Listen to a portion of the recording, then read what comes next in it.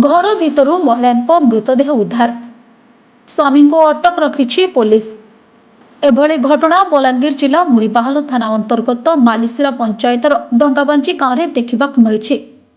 मृत महिला जनक होउछन्ती उक्त गांव ऋषि धरुआ स्त्री गोमती धरुआ। बयस 50 वर्ष हेब। सूचनायोग्य गोमती धरुआ मृत्यु खबर पाइबा परे ग्रामवासी मुरीबाहाल पुलिस को खबर देथिले। खबर पाई संगे संगे पुलिस घटनास्थल में पहुंचीला। टिटलागढ़ एसडीपीओ अंकिता कुंभार मुरीबाहाल थाना अधिकारी कमल लोचन बेहरा और एसआई जनार्दन ओराम अधिक तदंत जारी रखिछन्ति। तेबे ऋषिकेश धरुआ निशाशक्त अवस्था स्त्री को पिटी पिटी हत्या कर ग्रामवासी सन्देह करुछन्ति। अन्यपटे मृत महिला स्वामी को अटक रखी पुलिस। तेबे स्वामी और स्त्री मध्य दीर्घ दिन कलह लगी रही प्राथमिक तदंत जनापड़ी।